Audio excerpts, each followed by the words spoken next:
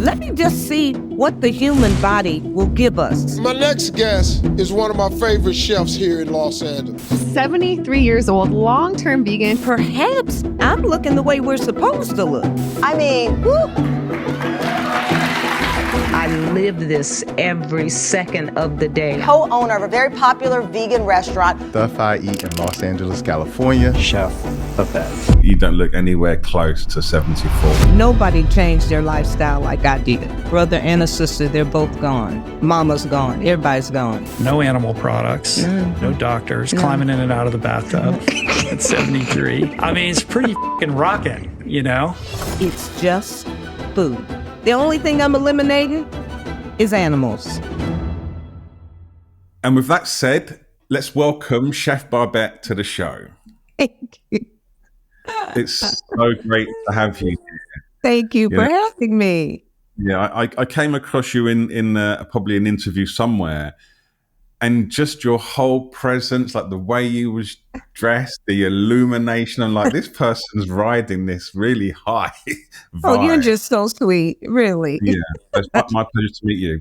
So on that note, my first question is, I do actually believe that some people, they kind of see you as a superhero because you're 73 now. You're doing 73 press-ups on your birthday.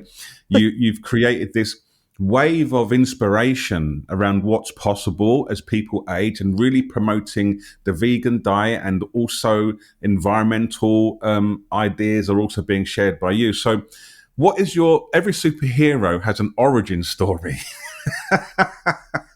So what would you say is your origin story around veganism, how you became Chef Babette? Thank you for this. It's so beautiful to have the opportunity to share a journey. And I always appreciate that opportunity. I met my current husband, Rondell Davis, in 1990. And I was eating everything that was not nailed down, trust. I had a horrible time digesting food. I knew absolutely nothing about food combinations. And, I'm like everybody else. It's incredible to me how we're the only species on the planet that has to medicate after we eat. It's like nuts. But on the very first day, he took me to do a run up to Griffith Park. I don't know if you're familiar with Griffith Park here in LA, but just massive inclines. I could barely walk this thing. He runs the whole thing backwards. After that, he feeds me.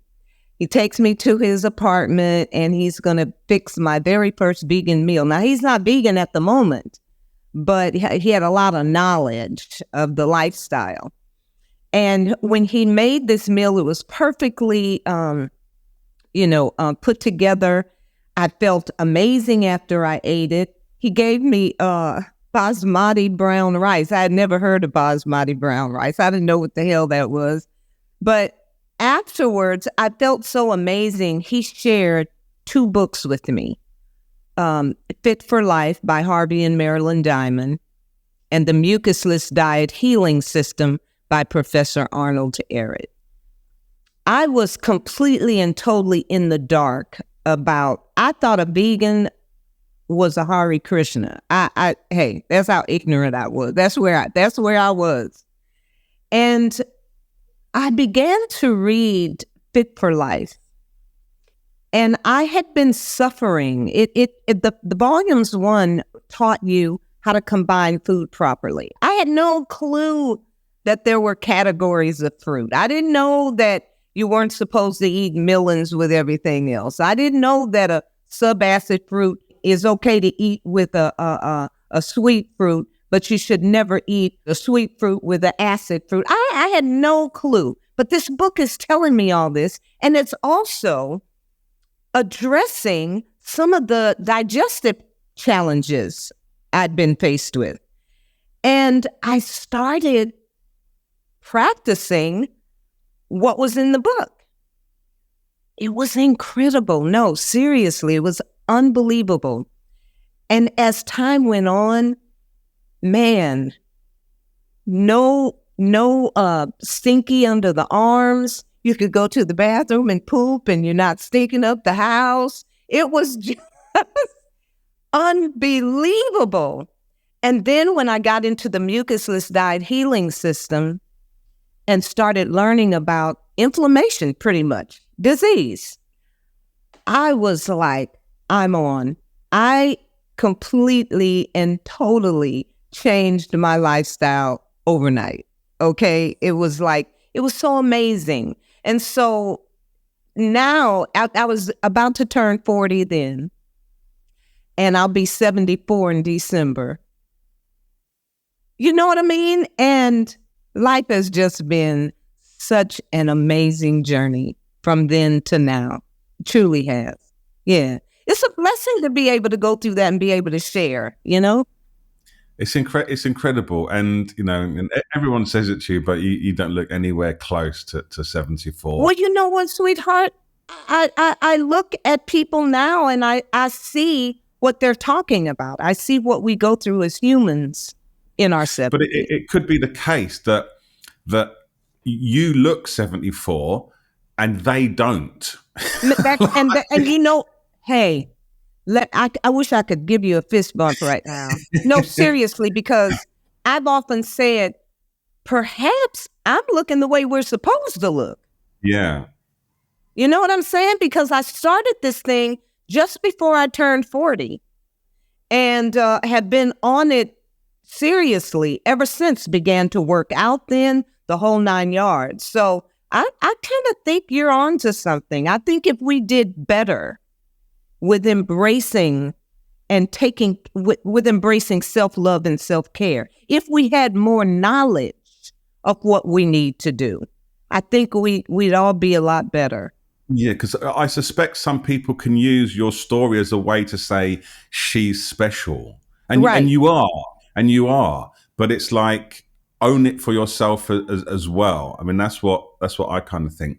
But one other thing I want to ask you is, yes, you've got this wonderful origin story, but there's something within you that made you take to this opportunity that came to you. So many people could have been given those books and said, that's not for me. You know, I know a little about your story, and I know that you were involved in quite hard drug situations and yes. difficulties around addiction. Yet something, when this opportunity came to you, you went, give me all the things. I embraced it. You know, I guess because I had never felt the way I felt after eating a meal. I was always very, very miserable after eating. I suffered with eczema, asthma. You know, I was a hot mess the whole way around. And plus, you know, come on, I'm meeting a new guy and he giving me books. He's like, listen here, lady, this is what I need. But, you know, thank God I embraced it, because years ago I embraced ingesting crack cocaine and going through that debilitating period in my human journey. And that was quite debilitating. Whenever you would pick paint off the wall thinking it's crack and holding it between your fingers, waiting to get to a pipe so you can try to smoke it. I smoked a lot of paint. You know what I mean? It's like, well, somebody's trying to give me some good information. Maybe I should take a moment and check it out. You know, I grew from that experience. Yeah, I often feel like sometimes people that have been around the addiction story, they have such, like, the addiction is a really strong attempt to feel better, to change something. So it kind of primes you with this motivation when you come across something else that you can do to feel the way you know you should be feeling. Yes. Thank God for the journey, though. Thank God for the experience, because look where I am now. Wow. It's amazing. It's amazing. So I grew up in quite a rundown area in urban London. And I grew up in a place as well where vegan was just what? And anything that you couldn't eat in a packet was just weird, just like really, really odd. And it was just so removed from my environment. And then one year a restaurant opened called East West Cafe, and we all laughed at it because it was like a vegan kind of restaurant with like bowls of, you buy from scoops of stuff. We never heard of that before. And we just did not embrace it because it was coming from the outside. It was gentrification. But what you did, and I think this is mind blowing, is you opened an organic vegan restaurant as one of the community. And I was thinking, if one of the, we call them greasy spoons, if one of the greasy spoon cafes in London that was owned by us suddenly started selling vegan food, we would have gone to it, right? Yes. So you did a genius move. Can you talk a little bit about the inspiration behind that? You know, thanks for asking that question. I lived in South Central at the time. My husband and I met him in 1990. We got married in 92. And I had a home in South Central, and I was working for the airlines at the time. And so whenever I had a few days off, we'd jump on a plane and go to Jamaica. That was my favorite spot, Negril, Jamaica. And so we were planning one of those trips and walking down Market Street in Inglewood. And I never really ever had a reason to go to Inglewood before, but we were on that street that day and the doors to the restaurant were open. We went inside and I saw a built-in salad bar, the same color as my business card. And I'm thinking, that's an omen. Man, maybe we need to open a restaurant, because at that time we were playing around with all kind of food. We had gotten married. We had a completely vegan menu at the wedding and the whole 9 yards. And at that point we were just enjoying veganism at that point. And we met the owner of the store, and he said, no, it used to be a restaurant. I don't want it to be a restaurant anymore. I think I'm going to open up a Nike kids store. He had a Nike store in the building adjacent to. And we left our business card anyway. And when we got back home from Jamaica, he had called us about 5 or 6 times. Come back over here and talk to me. And that guy wound up giving us that building, first and last month rent. We had no money and a security deposit. And so now we have this building, and we had a couple of people that were nice enough to chip in, a few people, about 3 of them. And we started fixing it up. It took us, believe it or not, 4 years to get that place ready to be able to open that place. And when we opened, my husband he had paid for all the appliances were paid for, the whole 9 yards. We opened, and the rest is history. And people were kind of like, you really gonna put a vegan restaurant in Inglewood? Really? And we were like, we live in South Central, but whenever we want to go out to eat, we have to travel across town to do that. So why not have something right here in the neighborhood? But the funny thing is, when we finally opened the doors, it was a predominantly Black, brown community. It's going through a gentrification right now. But people would come in and look at the menu, and the first thing they were looking for some chicken. If they were like, what is this? What are you selling? I would literally follow them outside and tell them, come back in, let me treat you to a taco. We sold these delicious wild rice tacos. And every single time I shared a taco with them, they'd wind up buying a meal and became some of the best customers ever. I gave away a lot of tacos, as broke as we were, but I made it happen. You know what I mean? If you didn't do that, I suspect it might not have worked, because it's hard for some people to understand this, but it was scary when you walked into a vegan. You was like, "What is all?" You want to just leave. You just want to leave, right? I agree with you, sweetheart. I swear to God, I don't think Rich Roll was interviewing me, and he's like, "You're giving away all that food," but I'm gonna tell you, I believed exactly like yourself. If I hadn't done that, I don't know if people would have ever come back in that store. They needed to know it's just food. They put that label on stuff, vegan. That's why sometimes I can't stand it. It's food. It's just food. The only thing I'm eliminating is animals. That's it. Yeah, exactly. I sometimes wish there was a word we would call other food and then let vegan just be food. Yeah. But that's not how it works. I know. So it's the normalization. I recall when I first met a vegan, I was probably in my 20s. I thought they was from a place because it was this very ethnic looking woman. And she said she ended up being my girlfriend. And she said, she's vegan. I said, where's that? And she just laughed. Right? So people don't understand when you grow up in these communities, you have no idea. True. You have no clue. When the restaurant started to take off, did people start to like take on the diet, or they were just more now enjoying your food? Did it start to spread a little bit? You know, when it first started, obviously it was more. I like that. They have enchilada pie. I like that. Oh, and I had to start selling soul food platters. That was something I had to do. Yeah, a plant-based soul food platter. And once they saw soul food, they would be like, okay, so what's the meat part?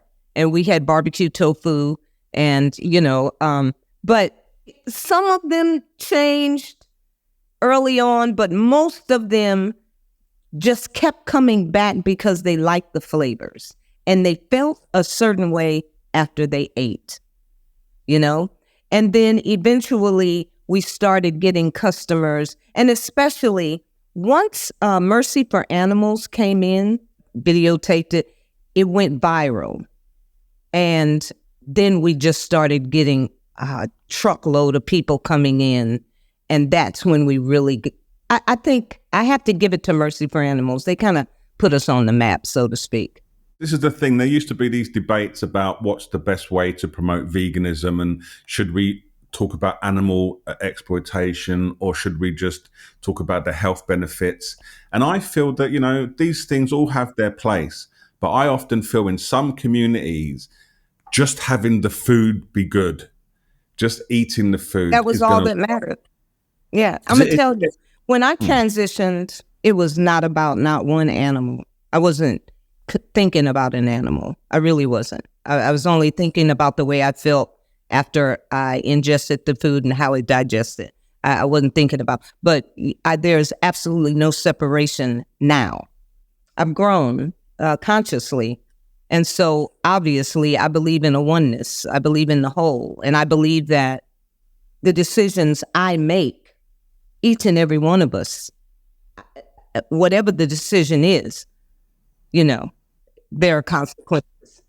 Totally agree with you. I started this because I was diabetic and I was looking for a solution.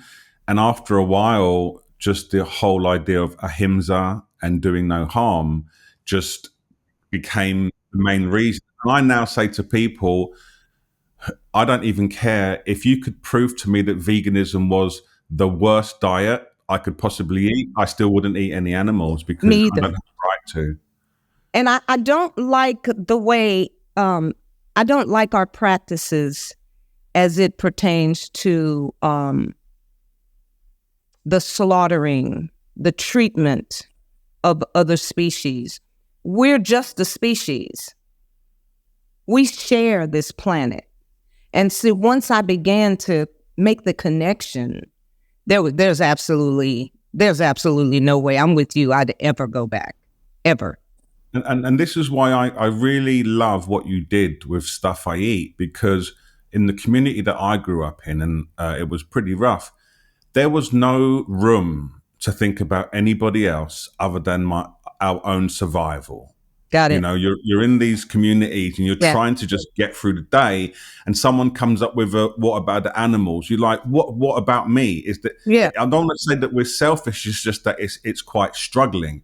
So you giving people this food and them enjoying it they can kick back a little bit and be like, what is going on here? It can open the minds a little bit. That's what I feel. Not to say that all communities are like that, but I do think there is an extra pressure when you're in a survival mode to just get through the day versus when you get out of that, you can start exploring other opportunities. There are exceptions like ourselves, but I'm just feeling that that's what I felt. And that's what I agree. think. I totally agree with you. Yeah. Yeah. So I think your food approach to veganism in your community is like it's just genius. And one of the things I heard you say, and I got to say, this is the most powerful converter of non-vegan to vegan I've ever heard. Was it that plus? The blister. Can you take us through? Because I've never heard anything like that. That was like, whoa, that's just so powerful. And you know what? I'm no scientist or anything like that, but I do remember burning myself and that thing blistering up, and I'm thinking, when I take that chicken out of the oven, there's some stuff oozing out of that chicken that looks like the stuff in this blister. I would never even consider pricking this blister and sucking it, but we suck all over that stuff that's coming out of that chicken, and that. I'm just picturing. I knew that's what you were about to say. Yeah, I'm just picturing someone in your restaurant who's not vegan and they're enjoying a taco, and you tell them that, and it's like it is the most mind blowing. I'm telling you, the reaction was always like, "Ugh." I've not eaten meat. Thought about that. I've not eaten chicken for 10 years, and I still went ugh for all the ones I ate before. It was a decade ago. I know. You came up with some strong medicine. Because I wanted people. You know what? We're so ignorant. We're so ignorant, and we're so selfish, and we feel like it's all about the human. It's not about like. Look at what happens to what is it, bluefin tuna? How they're just overfished, and how we just or just say take fishing for instance. You're out there to catch one type of fish, but you're gathering up all kind of fish in your net. You dump them over as waste.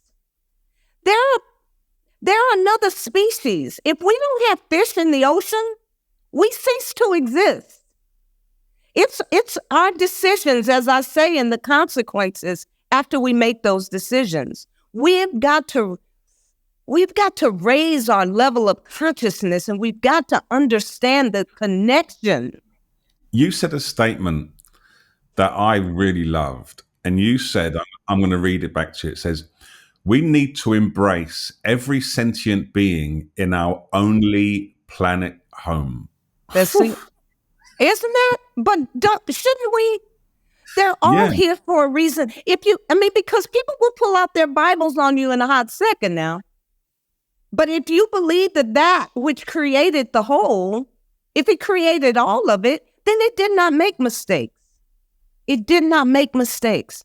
And the practices that we use nowadays, we overdo everything. Look at what we're doing with the ocean and the plastic. Come on. Humans, it's us. We are the ones doing it, and it's easy just to not think about it. But yes. We will be forced to think about it more and more. So why not start now and take action now? That's the way I look at it. Knowledge is power. Knowledge is power. It's so beautiful. And that is why any opportunity I have to share, I share. You know what I mean? I just share my journey. I share what I've learned. I'm so appreciative. I'm so grateful to the gift of life. I want to talk to you a little bit about motivation. So in my story, there is some similarities to yours, but there's one big difference, and I don't feel like I took it all the way. So I was 320 pounds. I grew up in a really rough environment.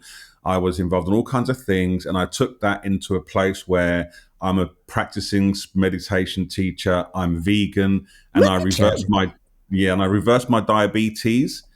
And the unfortunate thing, in some ways, is that I reversed my diabetes at about 240 pounds. But then I've gone, my motivation has gone, that's it.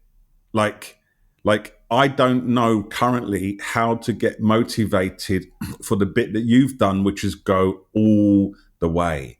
And it's like when you come on a long journey, there's so much that you can be like proud of. I can't figure out what takes it to where you're like you're still going to the gym an hour in the morning at 5 a.m. and then you're for running on the treadmill, then your trainer comes and works out like I'm kind of like, I'm good. I'm not 320. My blood sugar's stable. And I did try. I recently lost a lot of weight, like 40 pounds. And when I got to my goal weight, I realized if this weight is your motivation, the closer you get to it, the less motivation you have. So I want to find out what motivates you at the deepest level. Like what's going on here? Well, to be perfectly honest with you, spiritually, I am so grateful for the gift of life in this human form.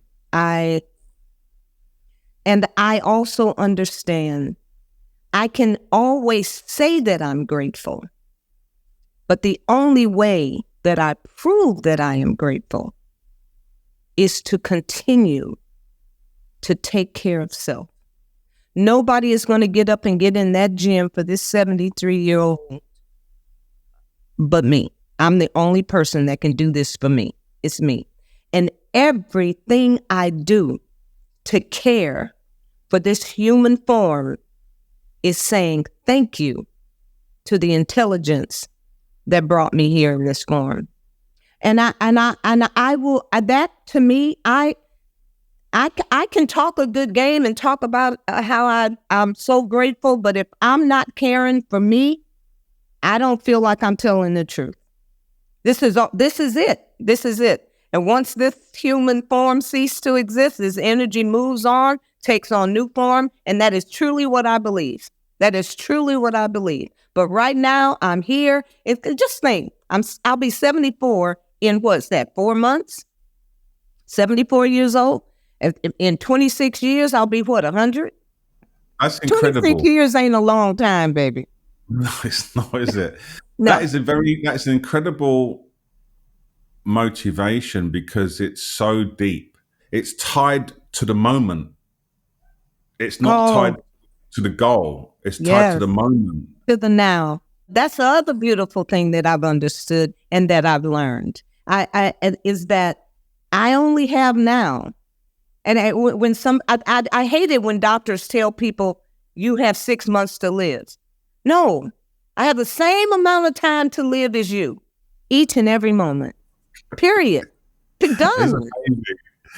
This is really eye-opening because what I'm hearing is like, if my goal is to lose weight, that's not now, that's later.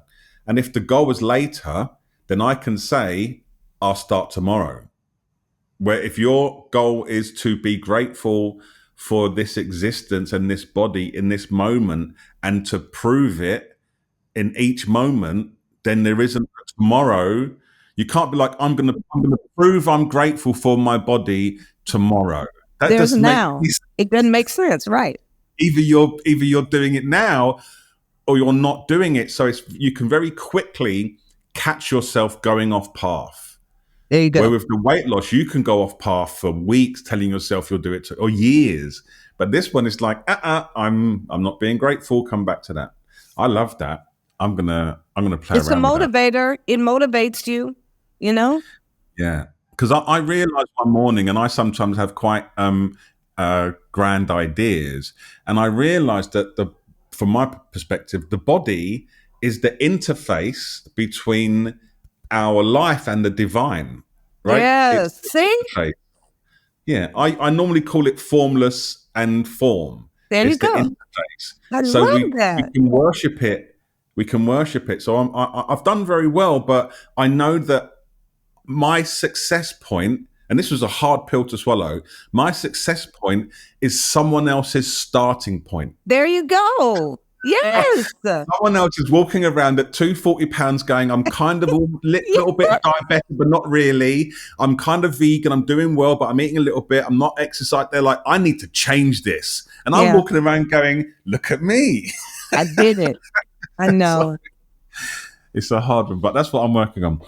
That's amazing. What advice do you have or tips do you have for the people? Because there's a group of people like you who they read the information and they do it. And there's another group of people who read the information and they go, hell no. But there's this middle group that they get the knowledge, but they can't implement. There's too much in the way, either emotion or internal resistance, or they just can't get into a flow. Do you have any advice, maybe for you, that you can share as well, of how do you get through the hard parts? You know, it's really an excellent question, and I hope I can share something that helps someone along the way. It's easy for me to say, well, we're all at a different place at a different time. Yeah, we are. We are. However, I really believe some of us will be okay with a transition, and others of us will never be okay with that type of a transition, period. It is where we are consciously, and if we are ready to do something different. Hey, you were ready at the time that when you went where you went, you were ready. But there are just some of us that are not ready, and they may never be ready in this human form on this particular journey. But I'm always hoping and praying that people are raising their level of consciousness as they go, so that when you do cease to exist in this form, and whatever form that energy takes on, it's at a higher level of consciousness. I don't know. And that's just me talking. I don't know how else it works, because there was a time that I had a woman trying to sell me herbs. I was like, lady, please leave me alone. I do not want any herbs. Now you can't keep me from herbs. I'm all over it now. But there was a time when I was like, I don't want to hear that. I don't know. I'm not interested in that. I wasn't ready. I was such a low frequency I was operating on. And then when I met Ron, and I was ready. I was ready, and so we just have to be there. And the only thing that I can say to people is, try to learn as much about you as possible. Try to learn as much as possible about what makes it work. And if somebody's trying to give you information, don't blow it off. Just take it in. Just because guess what? You may get something amazing from it. But other than that, I don't really know what else to say about that, sweetheart. I really don't. That's the honest to God truth. Well, I've got a question for you. When you wake up and you're about to do, say, a workout, and you don't feel like doing it, if you feel like doing it every time you do it, then let me know what that's like. But when you don't, what do you say to yourself? First of all, it's a routine. It's a lifestyle. It's now just a routine. And I remember my mother, before she made her transition. My mother passed just a month or so before she was 93. But my mother could not, my bathtub is I get moved into a new spot, and my bathtub is so deep and so wonderful. My mother could never get in that bathtub, let alone get out of that bathtub. Whenever we went to the supermarket, the shopping cart was her walker.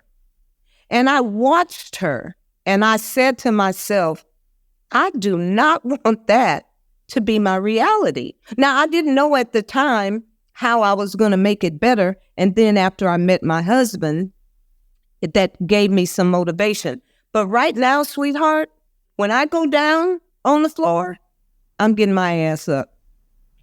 And I don't need no help. I don't need a stick. I don't need anything else. I hurt my knee showing out in the gym last December, 2 days before my 73rd birthday. I hurt my knee really badly, but I was showing off in the gym. I was stepping out of my lane.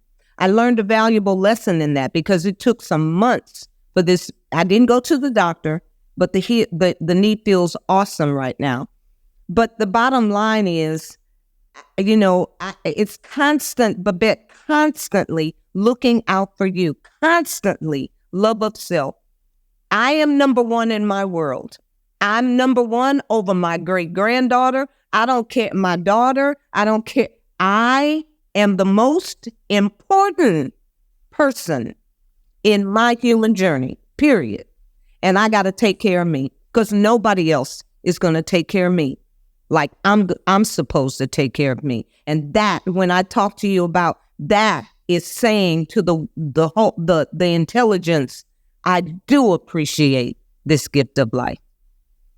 Because, well, hey, baby, how can I be an inspiration to anybody and can't walk? I mean, come on. And I'm not talking about somebody that can't walk because they hurt themselves. I'm talking about somebody that can't walk because they sat all day at work, then they drove home sitting down, then they got home, ate the wrong kind of food, and now they're sitting in front of a TV for the rest of the evening. Right. And now they can't walk. So part of your motivation then is to maximize your potential. Yes, exactly. So you inspire others. Exactly. When it comes to food and veganism, people can do an overnight transition. But when it comes to the fitness and exercise, that's just not possible. What is your approach to getting someone on the pathway to fitness? If you can barely walk, do not get out there for the first time and pretend you're going to be a jogger. I see sisters doing that all the time. I've pulled over in my car and I've been like, why are you jogging? Why don't you just walk? How about a brisk? God, I have that done must it. Be such a good experience. I have done it. And do you know most of the time what they say? I know. I used to run. When I hooked up with my husband, that was my thing. I ran. And I know somebody that does not need to be out there hitting cement. It's not giving. You don't even know what you're doing. And so it's like, how about just a brisk walk? Breathe. Get some sunshine. Move your arms. You don't have to get out. I was showing out, busted my knee. I was out of my lane. There's another quote that you said, I heard somewhere, and it was very simple. It just said, start with one. There you go, baby. When I started those push-ups, I started with one. And every day I would add to it if I could. Then if I couldn't, I would just go back to the number I did the day before. For my it was the 72nd birthday, I think it was. I did 100 push-ups in my restaurant. I was only supposed to do 72, but I wound up doing 100 because I could. I did sets of 10. I started off with I think I did 25 first and then maybe 15 and then just started doing sets of 10 and got up to 100. I know you hurt your knee showing out, but do you think showing out a little bit is part of this motivation? In my restaurant, I was showing out doing 100 push-ups, but I did them intellectually. What I did with my knee, I did a 45-minute spin, and then my ego told me to go get on the treadmill. That was my ego. I was feeding an ego. That's something totally different. And I got on the treadmill after not being on the treadmill for at least 2 years and turned it up to 7. And then when worked out with my trainer and my right knee just went crazy on me. That's something totally different. You know what I mean? Do you think if people can afford it, do you think they should get a trainer? I always have a trainer. It's best for me.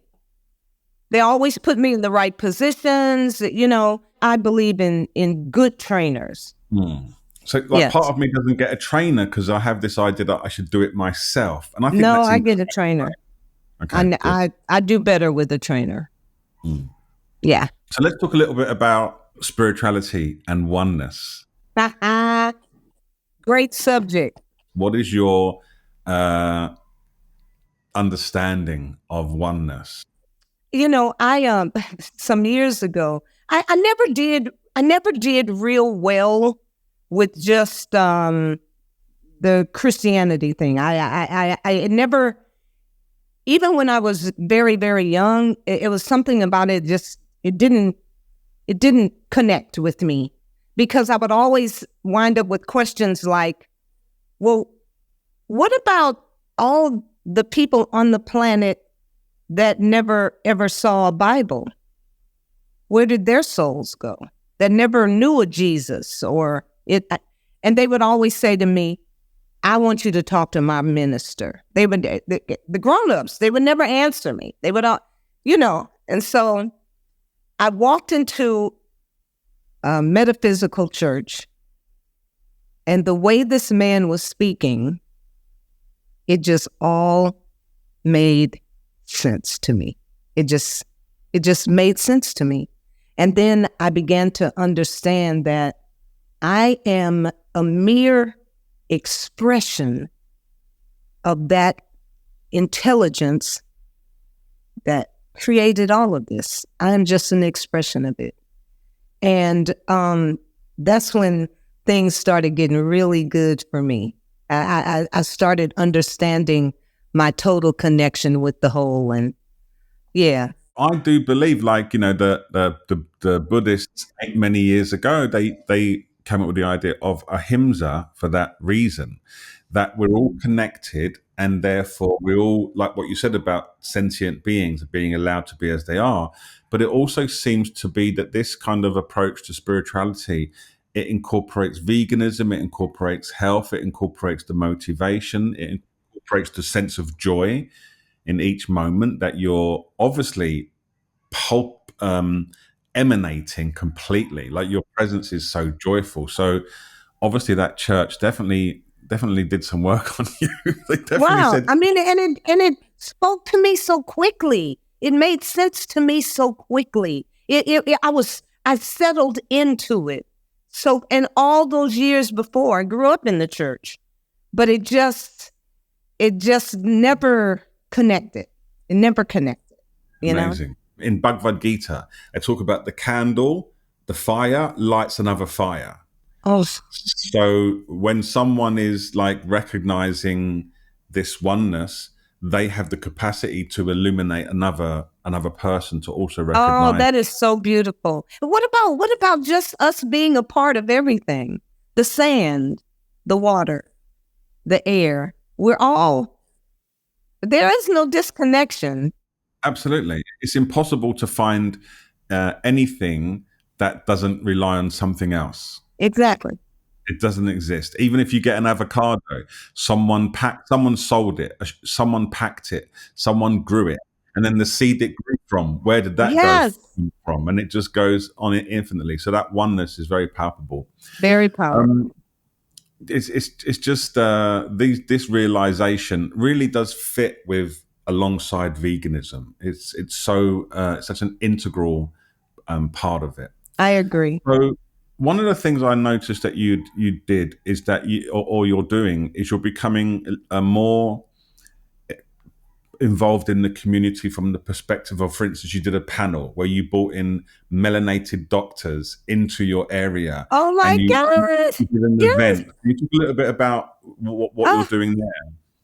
Well, sometimes I am still the head chef in my restaurant, and sometimes when I'm back there prepping, I'll open up the front window and I can look out and see what's going on the street. And there have been times that I've looked out and they are just some of the most grossly, now I'm saying grossly obese because that's truly what it is, not to be mean to anybody or anything like that. But I understand that we're not supposed to be there. We're not supposed to be looking like this. And a lot of the people come on the street to go get go to the restaurant that's selling oxtails and all kind of stuff. They can barely walk. They can barely get out of the car. And I'm like, we are really ignorant. I know that this is uncomfortable because I know when things are uncomfortable to me physically, and I still only weigh 125 pounds. And I just thought, I know some incredible melanated doctors. I'm getting ready to bring them together and see if I can get some folks in this community to come and listen. Can you just please come and listen? Because if I bring 4 of them together and you're all packed in one room and you get to ask as many questions and then I'm going to feed you a beautiful vegan meal with a lot of lard. It was absolutely delicious. And these doctors were so on point. People absolutely loved it. They loved it. And we need more of it. We need to keep talking and helping our people, because as I help you, you will help someone else, and it begins to help the whole. Our planet is overheating.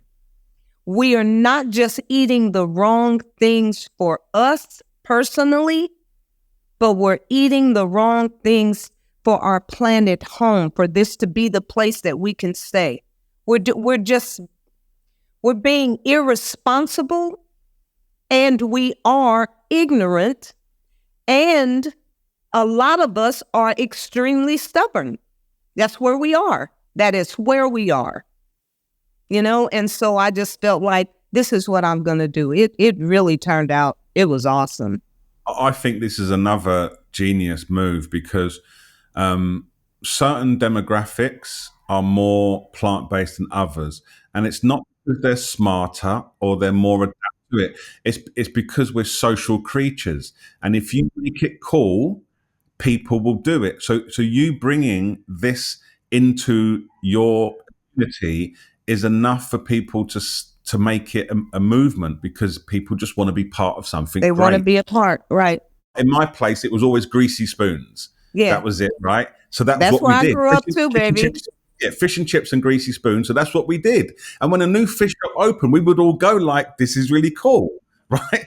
Just you can do the same thing with plant-based, delicious. I bet your food's amazing as well. It is. It's very simple and very delicious. It really is. Very simple. But look, in a Black and brown community, we sell tacos, burritos, quesadillas. We sell a soul food platter. I make my own hamburgers out of walnuts. So we have a nut burger. You understand? So I make my tuna out of carrot pulp. So it's untuna. And people just absolutely love it.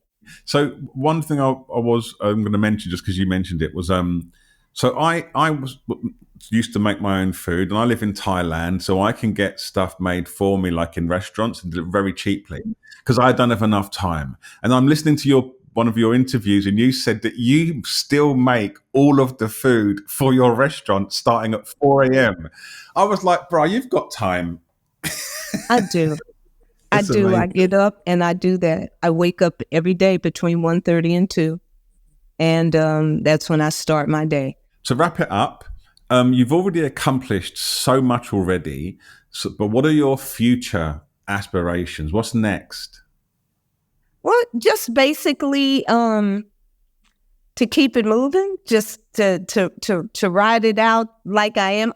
You know what I always like to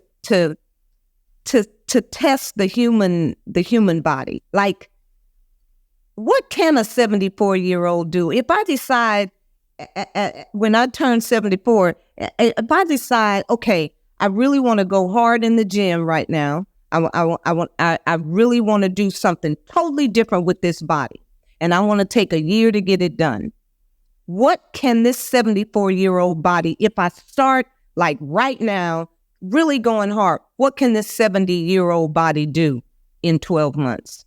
That's good information for everybody. You understand what I'm saying? Because we want to pretend that when we're 74, go sit down.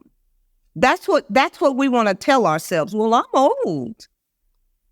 We like to label ourselves. And my thing is, let me just see what the human body will give us if we give back. The way you think about these things is so good. I did have a question for you, which was going to be about what should someone do at 20? What should someone do at 50? What should someone do at 70? And you've answered it in one go without being asked. Just ask yourself, what can an XX-year-old body do? What can it do? That answers all questions. What and it's can a it do? motivation of curiosity that doesn't run out. I love that. That's beautiful. Yes. Amazing. That's amazing. It is. But we can do it, can't we? We can. We can. I feel very, I feel like I've learned a lot from this interview in just terms of like the way that you think about these things. It's so vast, but simple. Like it's big, but it's now. You know, it's a very interesting way to look at things. Look, it's been absolutely amazing talking to you. I could carry on for 3 hours. I know. It's like I've been knowing you forever. It's just flown by. I've had such a good time, but thank you so much. How do people find you online? Where's your Well, Instagram, it's one of my bigger ones. That is Chef Babette. And then, of course, TikTok. You know what's really funny? I have over 300,000 followers on TikTok, but I don't really get TikTok. Now, I get Instagram, but I don't really get TikTok. So sometimes people are okay with me on TikTok, but they follow me anyway. I guess because I'm almost 74. I don't know.